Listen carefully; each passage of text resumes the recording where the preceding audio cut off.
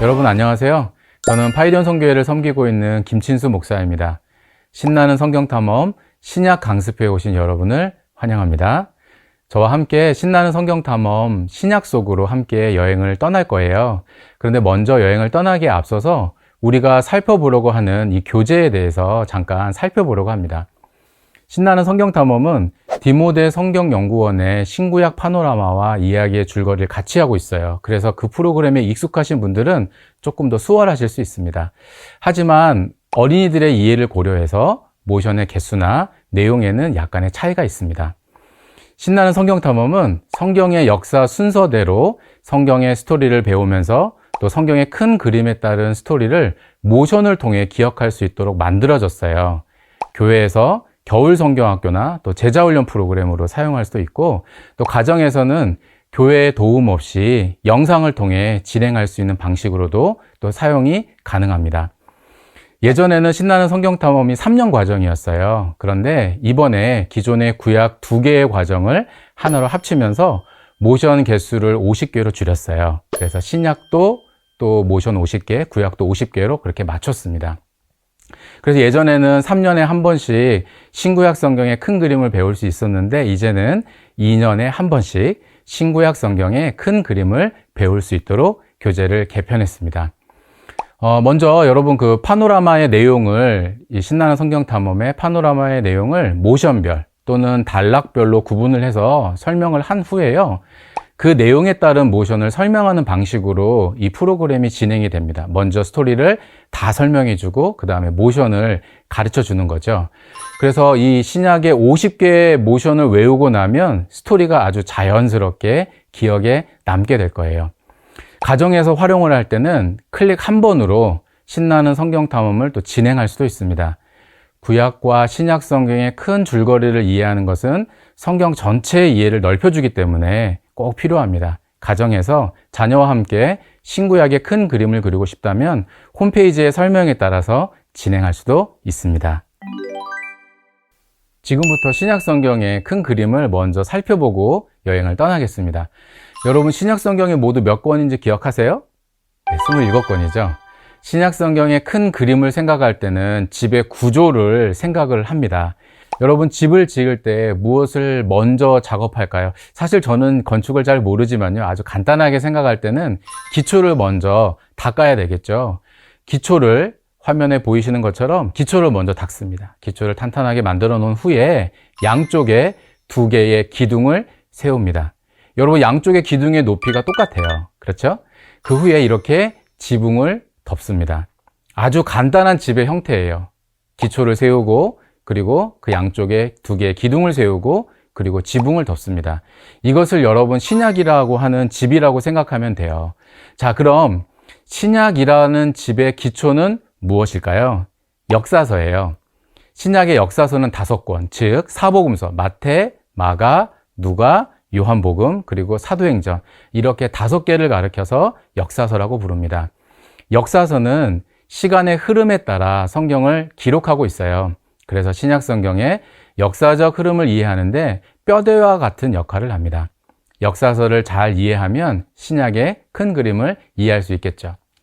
자, 여러분 역사서라는 기초 위에 조금 전에 2개의 동일한 높이의 기둥을 세웠었죠. 이 기둥 중에 한쪽 기둥은 바울 서신 중에서 교회 서신이에요. 그리고 다른 한쪽은 일반 서신이라는 기둥입니다. 여러분 바울이 27권, 신약성경 27권 중에 13권을 기록했는데요. 바울 서신은 둘로 구분할 수 있어요. 수신자가 지역 교회인 경우가 있고요, 개인인 경우가 있어요. 바울 서신 중에서 지명이 들어간 것을 교회 서신이라고 하고 사람 이름이 들어간 것을 목회 서신이라고 합니다. 예를 들어 고린도전서, 데살로니가전서 이런 것들이 바울 서신 중에서 교회 서신이라고 말할 수 있겠고요. 사람의 이름이 들어간 디모데전서, 디모데후서 이런 것들이 목회 서신이다 이렇게 말할 수 있겠죠. 자, 그러면 다른 쪽에 있는 기둥에 있는 일반 서신은 어떤 걸까? 일반 서신은 어느 특정한 교회가 아니라 흩어져 살고 있는 그리스도인들에게 보내는 편지예요. 그래서 일반 서신은 서신서의 제목이 수신자의 이름이 아니라 발신자의 이름으로 되어 있어요. 예를 들어서 베드로전서, 베드로후서, 야고보서 이렇게 이름이 들어있죠. 이런 서신서들을 일반 서신이라고 부릅니다. 자, 그 위에 지붕이 있었죠. 지붕도 바울 서신이에요. 그런데 이 바울 서신 중에서 교회 서신을 제외한 서신서, 즉 사람 이름이 들어간 것을 목회 서신이라고 하는데, 목회 서신은 바울이 개인에게 보내는 서신서들입니다. 여러분, 신약 성경이 모두 몇 권이죠? 27권이죠.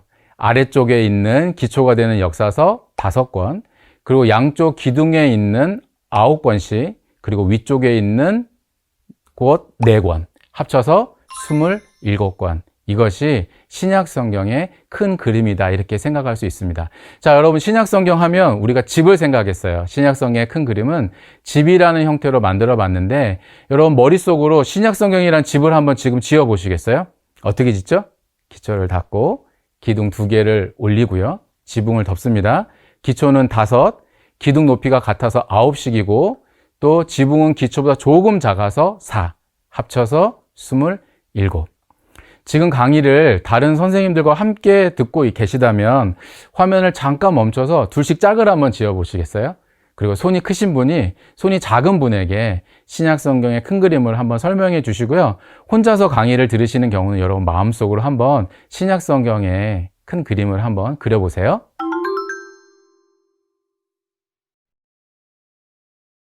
자, 여러분, 그러면 우리가 지금 여행을 떠날 지역이 어디쯤인지 한번 지도를 봤으면 좋겠어요. 여러분, 제가 여러분 가이드잖아요. 그렇죠?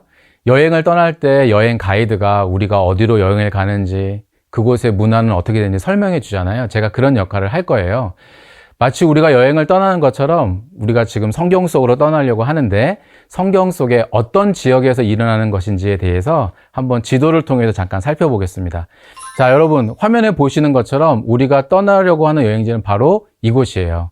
우리나라에서 서쪽으로 약 8,000km 정도 직선거리예요. 직선거리로 약 8,000km 정도를 가면 만날 수 있는 곳인데, 이곳에서 우리가 살펴보려고 하는, 즉 성경의 내용이 이 지도 안에서 다 일어납니다. 지금부터 이 지도 속으로 한번 여행을 떠나보도록 하겠습니다.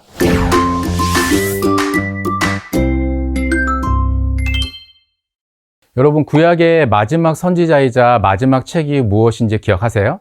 말라기죠. 신약 성경의 첫 번째 책은 마태복음입니다. 이 두 책 사이의 기간이 약 400년 정도가 돼요. 말라기 선지자가 이렇게 말했습니다. 말라기 3장 1절에 보면요, 만군의 여호와가 이르노라, 보라 내가 내 사자를 보내리니 그가 내 앞에서 길을 준비할 것이다, 이렇게 말씀을 하셨죠. 하나님께서 말라기 선지자를 통해 말씀하신 후에 시간이 한참 지난 후에 세례 요한이 이렇게 외쳤습니다. 먼저 여러분, 저는 장로교 목사라서요, 앞으로 세례나 또 침례 이렇게 나오면 저는 세례라고 이렇게 부르겠습니다. 이 점 양해 부탁드립니다. 세례 요한이 와서 신약 성경에서 뭐라고 외쳤냐면 이렇게 외쳤죠. 회개하라, 천국이 가까웠느니라. 하나님께서 세례 요한을 통해 다시 말씀하실 때까지의 기간이 약 400년이에요. 그러니까 한마디로 말라기부터 세례 요한까지 이 400년 동안에는 하나님께서 공식적으로 선지자를 통해서 어떤 말씀도 하지 않으셨어요. 그래서 이 기간을 가리켜서 400년 침묵기, 이렇게 부르죠. 자, 그럼 이렇게 생각할 수 있어요. 그럼 이 400년 동안 공식적으로 말씀하지 않으셨으니까 하나님께서 이스라엘 백성들을 위해서 아무 일도 하지 않았나? 그렇지는 않습니다. 사실 이 400년 기간 동안 하나님은 비록 선지자를 통해서 말씀하지 않으셨지만, 침묵하셨지만 이 땅에 자신의 아들을 보내기 위해서 계속 일하셨어요.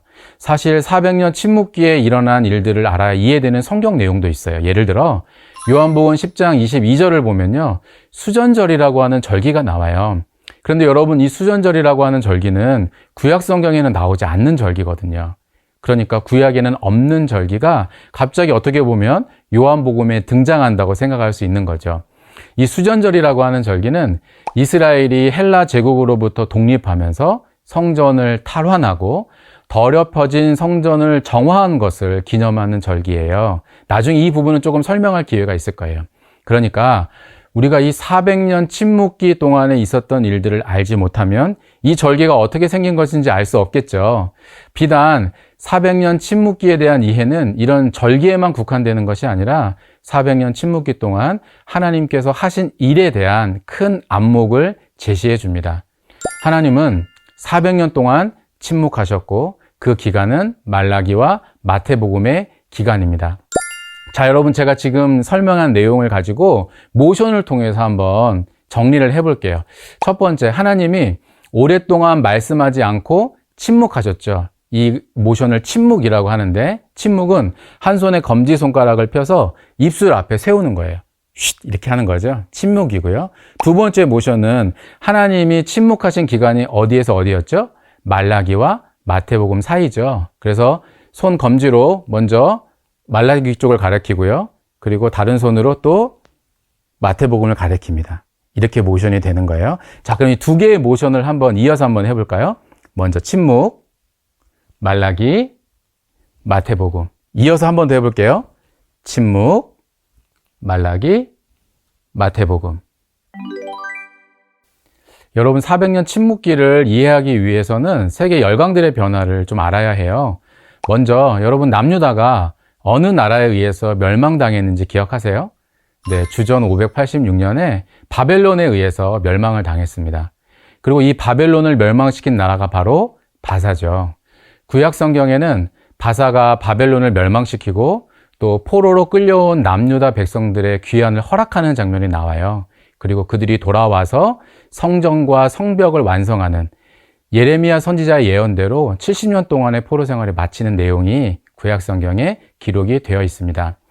400년 침묵기는 바사 이후에 일어난 세계 열강들의 변화와 맞닿아 있어요.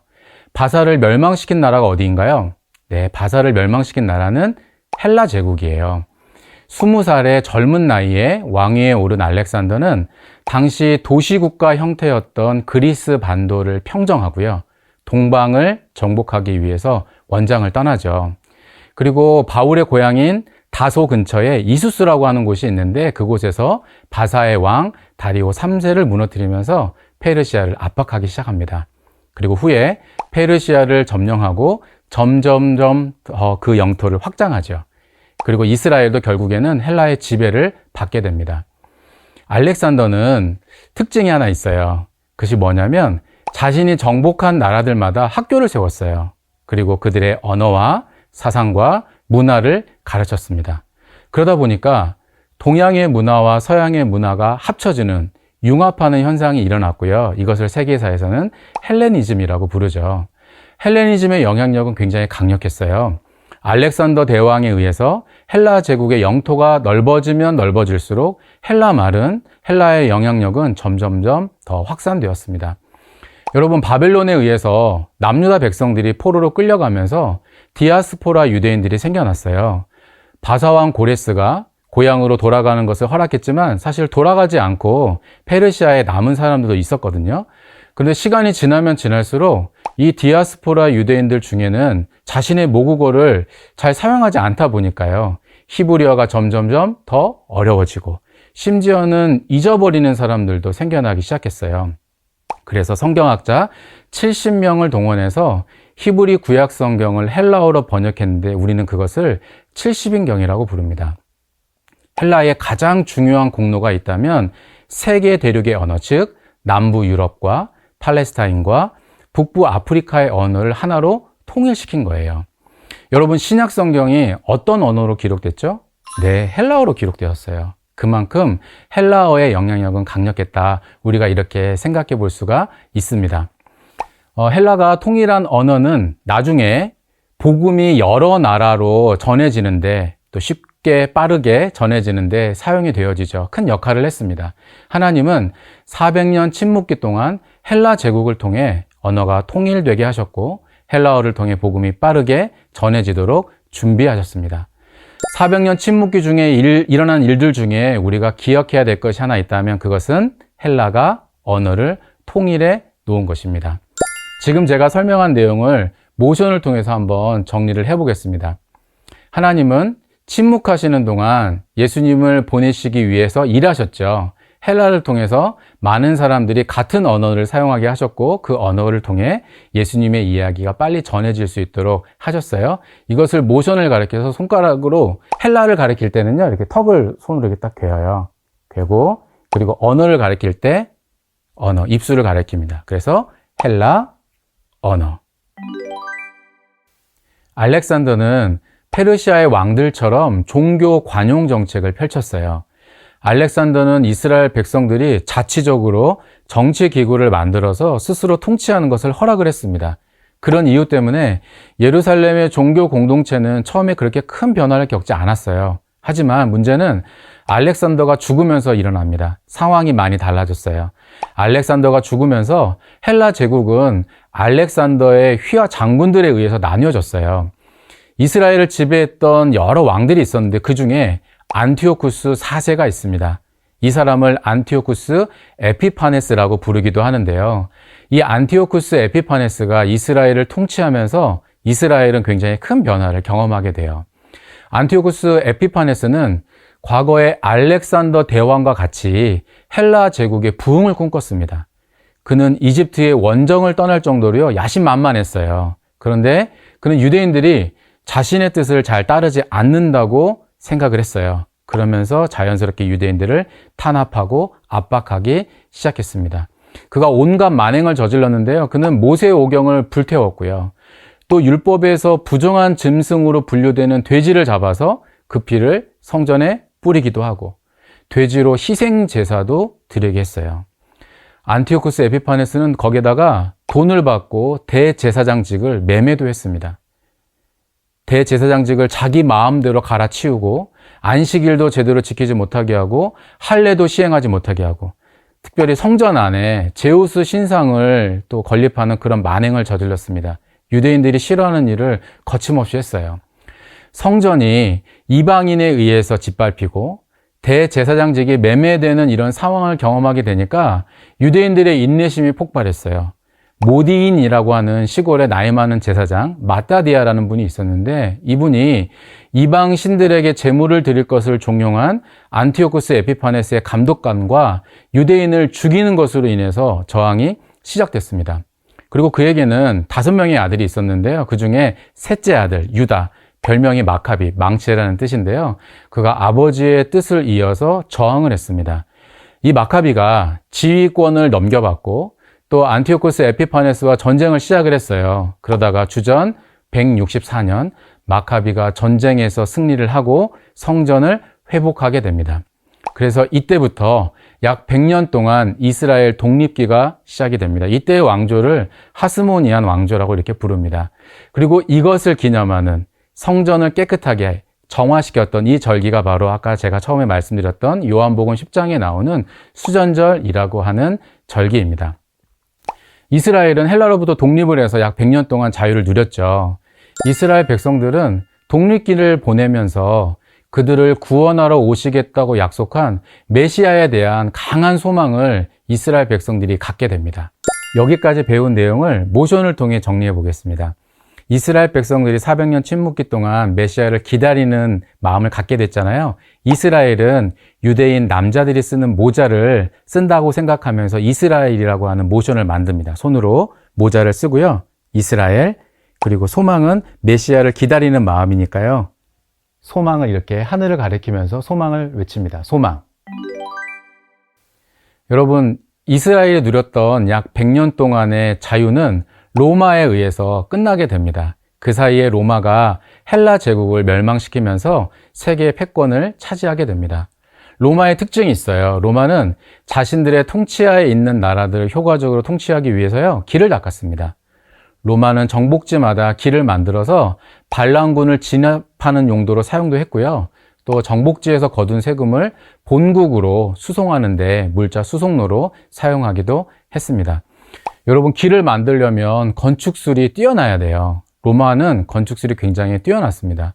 로마의 카이사르 같은 경우에 게르만 민족을 정복하러 갈 때요, 그의 앞을 폭이 120m가 되는 라인강이 가로막았는데 폭이 넓고 또 유속이 빠른 이 라인강에 누구도 다리를 놓을 거라고 생각하지 않았어요. 그런데 카이사르가 다리를 놓았습니다.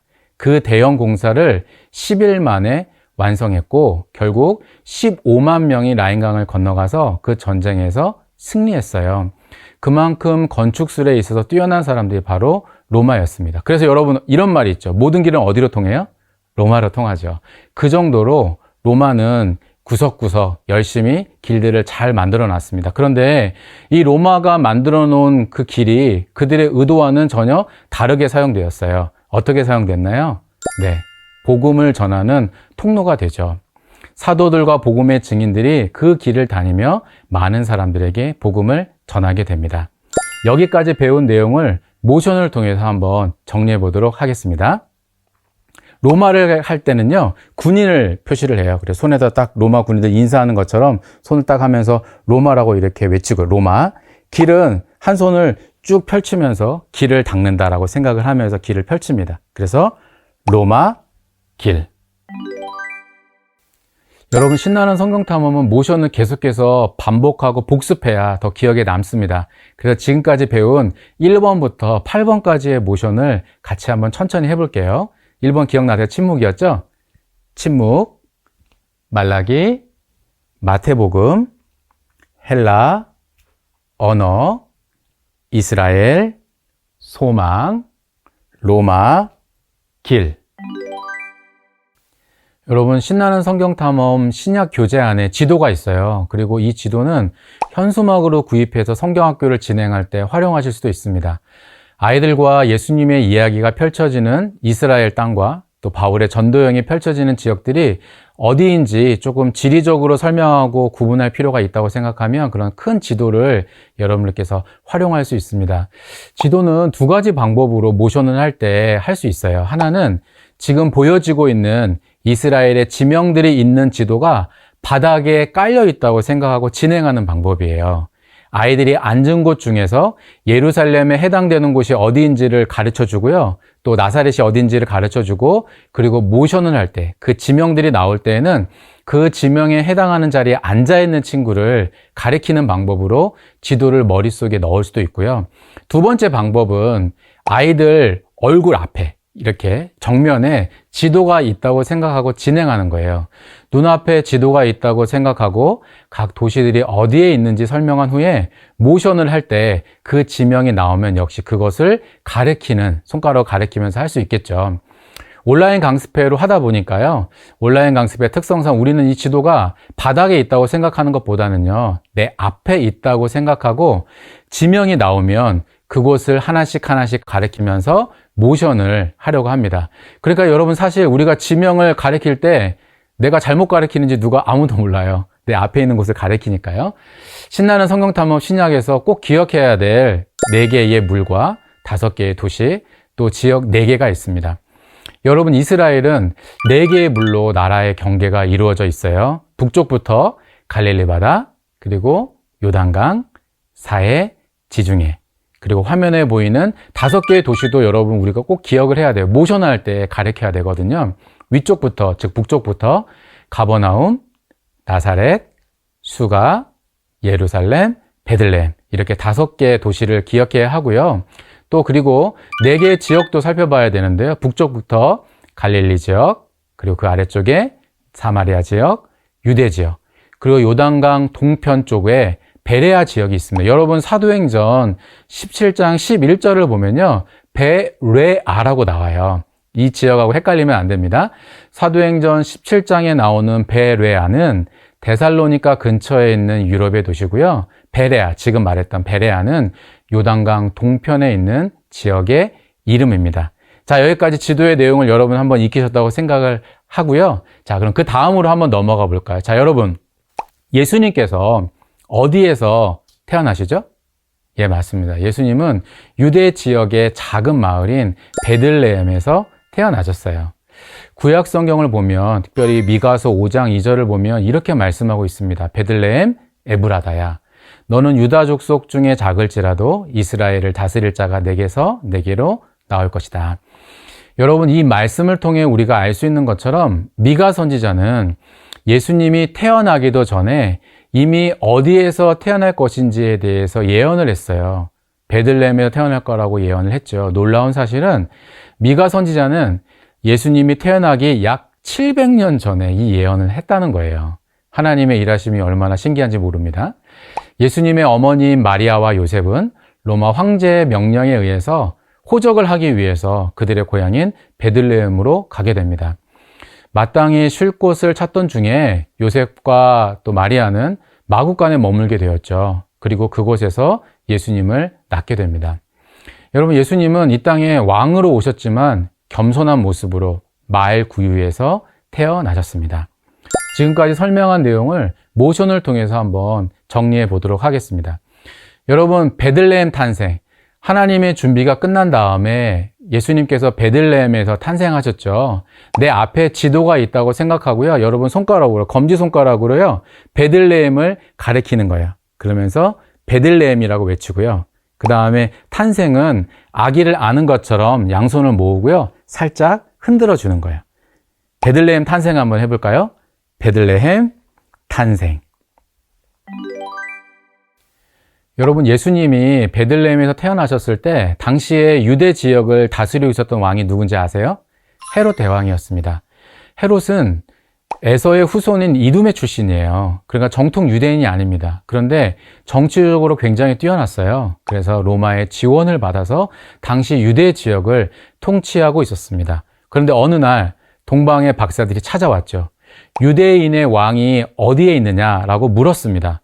자신이 왕인데 동방의 박사들이 찾아와서 그렇게 묻는 거 기분 나빴을 수도 있는데 표정 관리 한번 하고 헤롯 대왕이 알려줬습니다. 그리고 부탁했어요.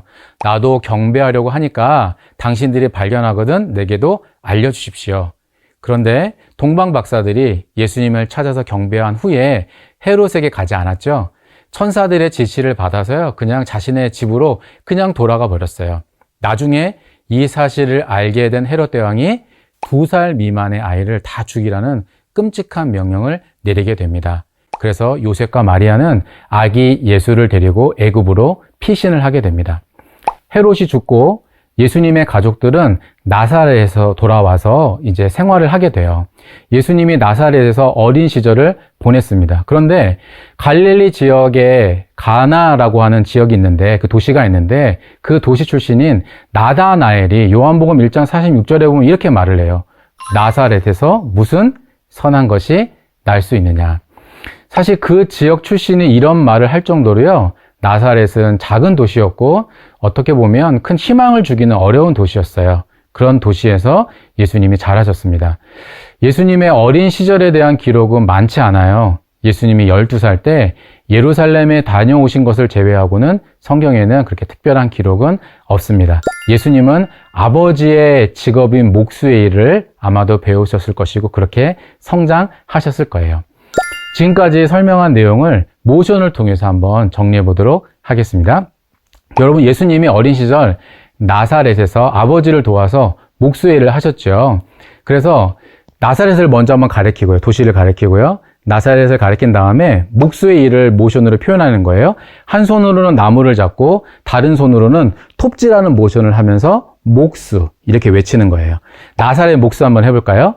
나사렛 목수. 30세쯤 되셨을 때 예수님께서 요단강에서 요한에게 세례를 받으셨습니다. 요한이 외쳤죠. 회개하라, 천국이 가까웠느니라. 요한의 외침에 많은 사람들이 요한에게 와서 죄를 고백하기도 했고요. 또 세례를 받았습니다. 예수님도 요한에게 세례를 받기 위해서 요한을 찾아왔어요. 요한은 자신에게 나오는 예수님을 보며 이렇게 말하죠. 요한복음 1장 29절 말씀인데요. 보라, 세상 죄를 지고 가는 하나님의 어린 양이로다. 요한의 말처럼 예수님은 우리의 죄를 위해 이 땅에 오신 하나님의 아들이시죠. 예수님이 세례를 받으심으로써 죄인인 우리와 자신을 동일하게 하시고요. 또 예수님께서 우리의 죄를 담당하시기 위해 이 땅에 오셨다는 것을 직접 보여주십니다.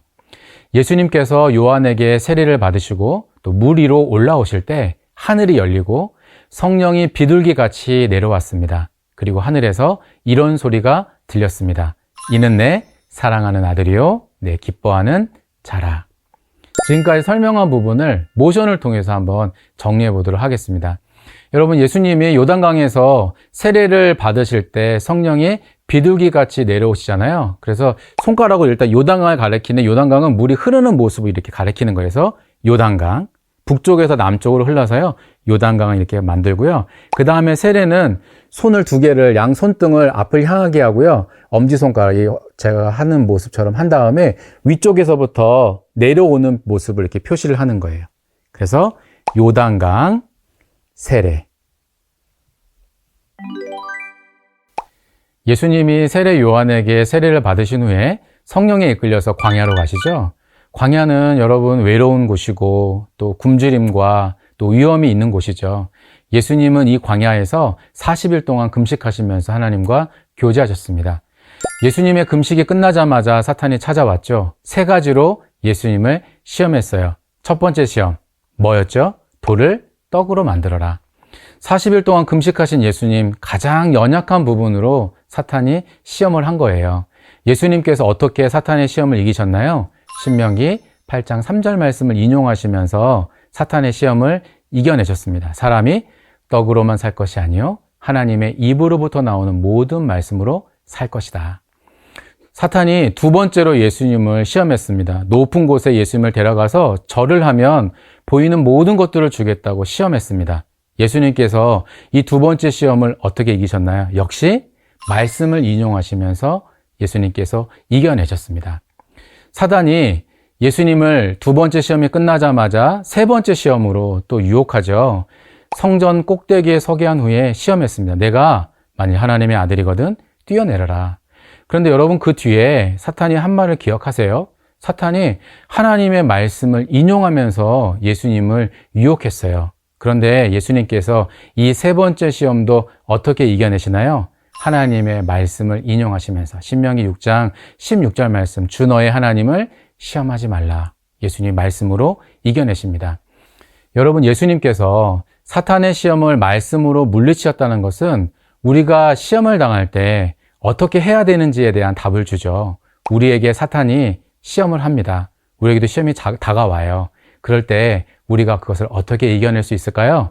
하나님의 말씀으로 우리도 역시 사탄의 시험과 유혹을 물리칠 수 있습니다. 강의를 함께 듣고 계시는 선생님들이 계시다면 옆에 계신 분에게 이렇게 한번 격려해 볼까요? 말씀으로 승리하세요. 혼자 듣고 계시면 마음속으로 한번 다짐해 보시고요.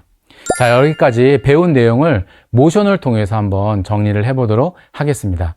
여러분, 예수님께서 광야에 가서 사탄에게 3번의 시험을 받으시잖아요. 그래서 검지손가락으로 광야를 가리키는 거예요. 그러면서 광야를 외치고요. 시험은 검지손가락 2개를 머리 위로 올리면서 시험, 이렇게 외치는 겁니다.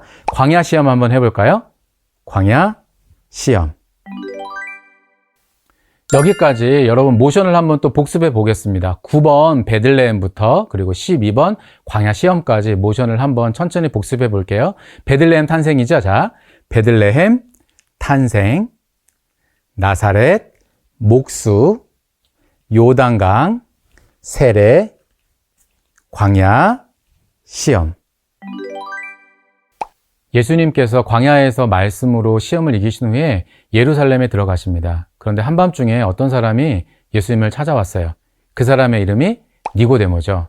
성경을 보면 니고데모는 관원이라 그랬어요. 즉 사내들인 공회원이었습니다. 그리고 바리새인 종교 지도자였고요. 그러니까 니고데모는 신분이 높은 사람이었어요. 그래서 자신의 신분이 다른 사람들에게 노출될까 봐 한밤중에 예수님을 찾아온 거죠. 예수님을 찾아온 니고데모는 자신의 믿음에 대해서 무언가 부족함이 있다고 느꼈어요. 그래서 예수님을 찾아왔던 거겠죠. 니고데모가 예수님께 이렇게 말합니다. 라삐여, 우리가 당신은 하나님께로부터 오신 선생인 줄 압니다. 하나님이 함께 하시지 않으면 당신이 행하신 이 표적을 아무도 할 수 없습니다. 이렇게 이야기를 했어요. 그러자 예수님께서 니고데모에게 아주 단도직입적으로 이렇게 말씀하십니다. 진실로 진실로 내게 이르노니 사람이 거듭나지 않으면 하나님의 나라를 볼 수 없느니라. 예수님은 니고데모에게 하나님 나라를 보기 위해서는 거듭나야 한다는 것을 가르쳐 주셨어요. 니고데모는 공회원이었고 사회적으로 지위가 높은 사람이었지만 그 속에는 영생이 없었던 거죠. 그런 그가 예수님을 만나서 거듭나야 한다는 그 가르침을 받게 된 것이죠. 여러분, 그 후에 요한복음 19장 39절 말씀에 보면 니고데모의 모습을 볼 수 있어요. 일찍이 예수께 밤에 찾아왔던 니고데모도 몰약과 침향 섞은 것을 100리트라쯤 가지고 온 자, 이렇게 말씀하고 있거든요. 이 말씀은 예수님께서 십자가에서 죽으신 후에 니고데모가 아리마대 요셉과 함께 예수님의 장례를 위해 몰약과 향료를 가져온 것을 말씀하고 있는 장면이에요. 즉, 사람들의 눈을 의식해서 한밤중에 예수님을 찾아왔던 니고데모가 사람들의 이목이 가장 집중되는 그때에 나선 것이죠. 즉, 예수님을 만난 니고데모에게 큰 변화가 찾아온 것을 우리가 볼 수 있습니다. 지금까지 설명한 내용을 모션을 통해서 정리해 보겠습니다. 예수님께서 예루살렘으로 가시죠? 그래서 예루살렘을 가리킵니다. 예루살렘. 그리고 여러분, 니고데모에게 예수님께서 무엇을 가르쳐 주셨죠? 다시 태어나야 되는, 거듭나야 한다는 것에 대해서 예수님께서 가르쳐 주셨잖아요. 그래서 손가락 2개를 편 다음에요. 그리고 아이를 안아서 이렇게 흔들흔들 합니다. 2번 태어나야 된다는 것을 모션으로 만들어준 거예요. 자, 모션을 한번 해보겠습니다. 예루살렘, 거듭남. 예수님이 예루살렘을 떠나서 갈릴리로 가십니다. 그런데 예수님의 여행 경로는 보통 유대인들과 좀 달랐어요. 보통 남쪽 유대 지역에서 북쪽으로 갈 때는 사마리아 지역을 지나지 않고요. 강을 건너서 요단강 동편 쪽을 따라서 이동했어요. 그런데 예수님이 좀 달랐습니다. 예수님은 사마리아 지역으로 관통하세요. 헬라어 원어 성경을 보면요. 예수님이 분명한 의도를 가지고 지나가셨다는 것을 우리가 알 수 있어요. 그렇다면 예수님께서 왜 사마리아 지역으로 가셨을까? 그 이유는 수가라고 하는 곳에서 한 여인을 만나야 했기 때문입니다. 떼약볕 때문에 사람들이 한낮에 다니지 않는데요. 그 정오에 물을 기르러 온 한 여자가 있었습니다. 예수님은 우물가에서 그 여자를 만나셨어요. 예수님이 그 여자에게 이렇게 말씀하셨죠. 내가 주는 물을 마시는 자는 영원히 목마르지 않을 것이다. 그 여인이 아마 깜짝 놀랐겠죠. 이런 생각하지 않았을까요? 이제 물 기르러 오지 않아도 되겠다. 예수님은 그 우물과 여인과 대화를 이어가셨어요. 그 여인은 예수님이 자신의 사생활, 즉 자신의 과거 남편의 숫자를 알게 되자 충격에 빠졌습니다. 그리고 이렇게 말하죠. 당신은 선지자입니다.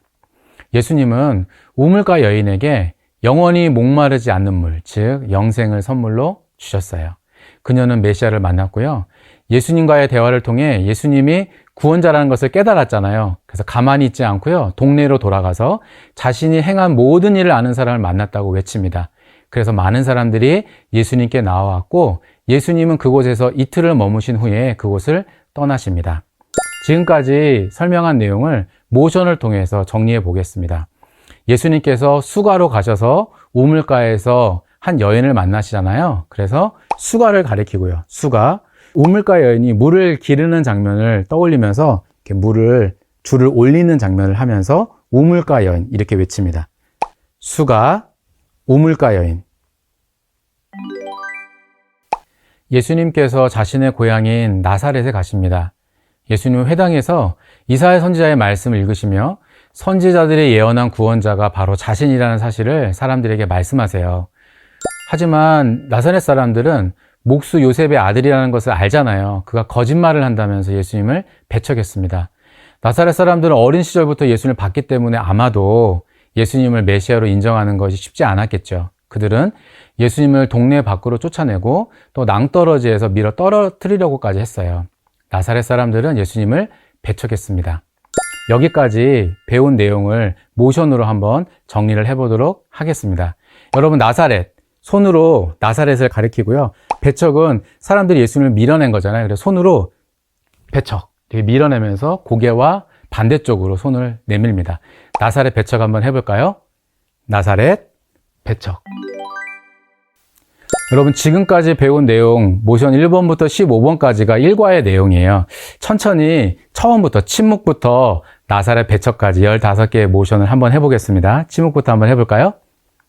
침묵, 말라기, 마태복음, 헬라, 언어, 이스라엘, 소망, 로마, 길, 베들레헴, 탄생, 나사렛, 목수, 요단강, 세례, 광야, 시험, 예루살렘, 거듭남, 수가, 우물가 여인, 나사렛, 배척.